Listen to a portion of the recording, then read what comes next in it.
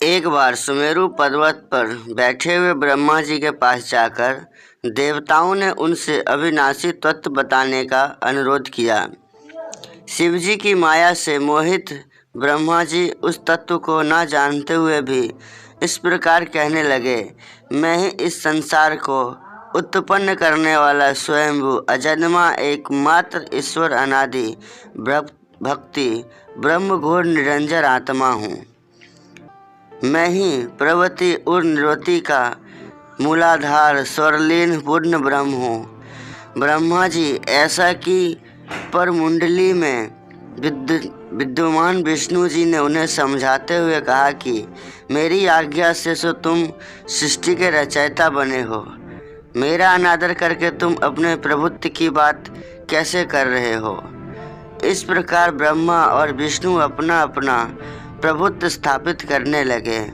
अपने पक्ष के समर्थन में शास्त्र वाक्य उद्धृत करने लगे। अंततः वेदों से पूछने का निर्णय हुआ तो स्वरूप धारण करके आए चारों वेदों ने क्रमश अपना इस प्रकार प्रकट किया।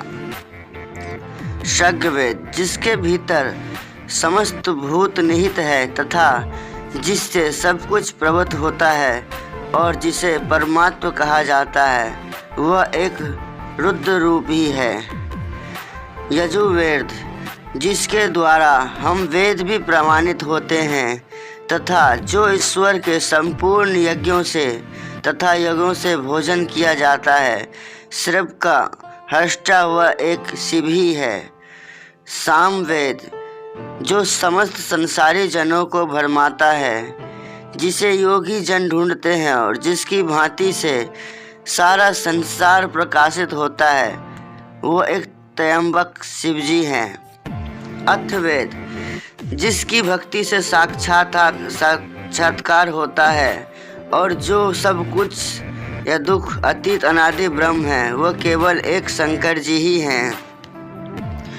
विष्णु ने वेदों के इस कथन को प्रताप बताते हुए नित्या शिवा से रमन करने वाले दिगंबर पीतवर्ण धूली धूसरित प्रेमनाथ कुबेटाधारी सर्वावेष्टित विपन्नवाही निसंग शिवजी को पर ब्रह्मा मानने से इनकार कर दिया।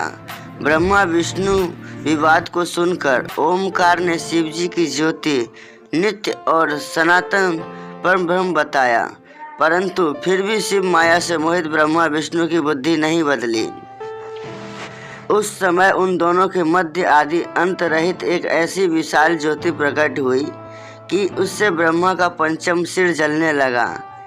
इतने में त्रिशूलधारी नील लोहित शिव वहां प्रकट हुए तो अज्ञानतावश ब्रह्मा ने उन्हें अपना पुत्र समझकर अपनी शरण में आने को कहने लगे। ब्रह्मा की संपूर्ण बातें सुनकर शिवजी अत्यंत क्रुद्ध हुए और उन्होंने तत्काल भैरव को प्रकट करके उससे ब्रह्मा पर शासन करने का आदेश दिया। आज्ञा का पालन करते हुए भैरव ने अपनी बाईं उंगली के नखाग्र से ब्रह्मा जी का पंचम सिर काट डाला। भयभीत ब्रह्म सत्य रुद्री का पाठ करते हुए शिवजी के शरण हुए ब्रह्मा और विष्णु दोनों को सत्य की प्रतीति हो गई। वे दोनों शिवजी की महिमा का गान करने लगे। यह देखकर शिवजी शांत हुए और उन दोनों को अभयदान दिया। इसके उपरांत शिवजी ने उसके भीषण होने के कारण भैरव और काल को भी भयभीत करने वाला होने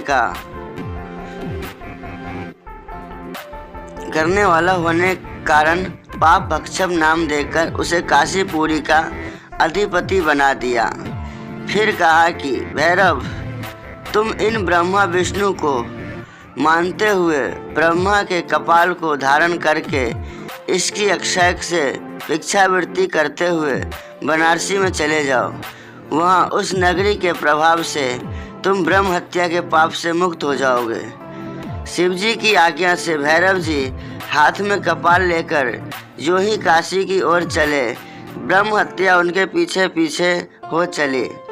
विष्णु जी ने उसकी स्तुति करते हुए उनसे अपने को उनकी माया से मोहित न होने का वरदान मांगा।